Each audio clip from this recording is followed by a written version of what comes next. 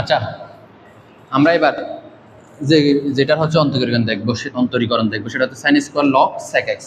Sign square log sec x, ঠিক আছে? দেখো তাইলে এখন ddx of sine square log sec x, এই ম্যাথটা বুঝলে সহজ, না বুঝলে কিন্তু অনেক হার্ড। কিভাবে? এটা শুরুতে যেটা হবে সেটা হচ্ছে যে x to the power N এর সূত্র হবে। X to the power N এর কি হবে? সূত্র হবে কার? ddx এর। তো ddx এর x to the power N এর সূত্র কি শিখেছি? পাওয়ার সামনে আসবে, পাওয়ার থেকে এক বিয়োগ। পাওয়ার থেকে কত বিয়োগ? এক বিয়োগ। তাহলে এবার আমরা এখানে দেখি, ধরে নিলাম এরা সবাই এক্স, তাহলে আমার পাওয়ার আছে কে? 2। এখানে এটা যদি অতটুকুতে তোমার বুঝতে অসুবিধা হয় তাহলে যে কাজটা করতে পারো, মানে কিভাবে x to the power N, এটা স্কোয়ার আবার এটা আলাদা হলো না, এটাকে আমি দেখাই কিভাবে। আমি চাইলে এটাকে এভাবে লিখতে পারি,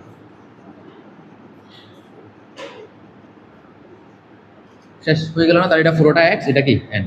তো ঠিক আছে, ddx of x to the power N এর সূত্র কি? পাওয়ার সামনে আছে, এক্স এরকম আছে, এরকম বসাই দিলাম, সাইন লগ, তারপর কি সেক এক্স, সেকেন্ড ব্র্যাকেট শেষ, 2 - 1, 2 - 1। এবার ঝামেলা যেটা হয়েছে, এটা আমরা বলছি এক্স, এটা কি এক্স, এটা এক্স, তাহলে এটার আবার কি করতে হবে? ddx অফ সাইন লগ, তারপর কি সেক এক্স, তারপর কি বলো? সেক এক্স, ঠিক আছে? Sec x. তাহলে এবার দেখি 2, এই সাইডটা হয়ে গেছে যেহেতু সূত্র লিখে ফেলছি, 2 সাইন লগ সেক এক্স,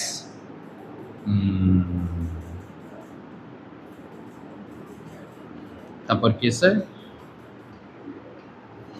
2 থেকে 1 গেল 1, এটা বাদ।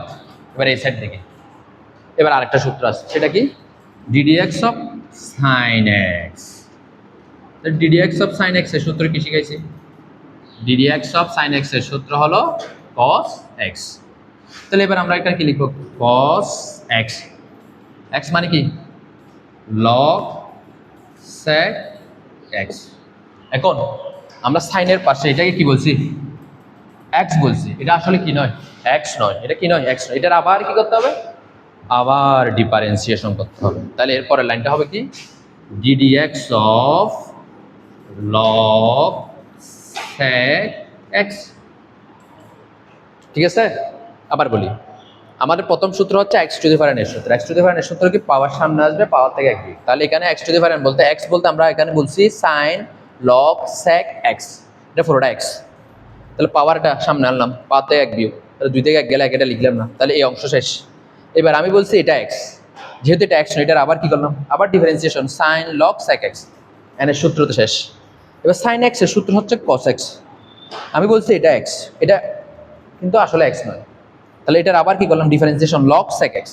তাহলে আমার এতটুকু কিন্তু আনসার হয়ে গেছে। এবার জাস্ট এটার আনসার লিখতে হবে। তাহলে এটার আনসার কিভাবে করব? উপরের অংশটা মুছে দিই। এবার এরপরের লাইনটা দেখো, আমরা যেরকম আছে এরকম লিখবো,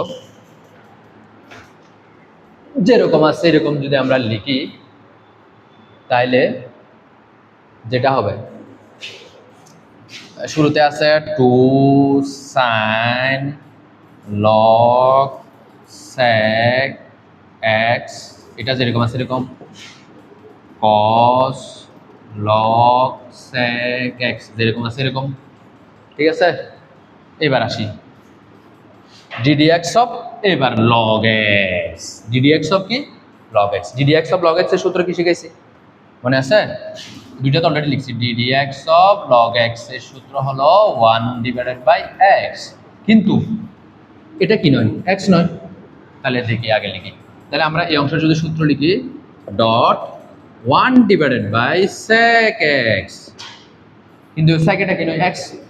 log x এর পাশে আমি যেটা sec x লিখছি এটা পুরোটাই x না, তাহলে এটার আবার কি করতে হবে? আবার ডিফারেন্সিয়েশন করে ddx of sec x।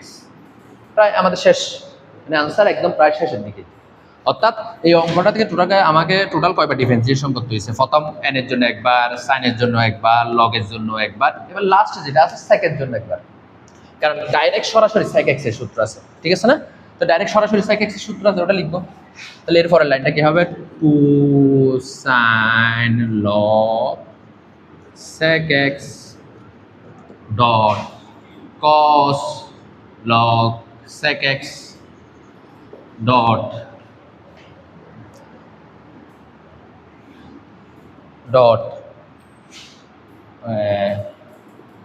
1/sec x ddx of sec x এর সূত্র কি, ddx of sec x এর সূত্র হলো sec x tan x।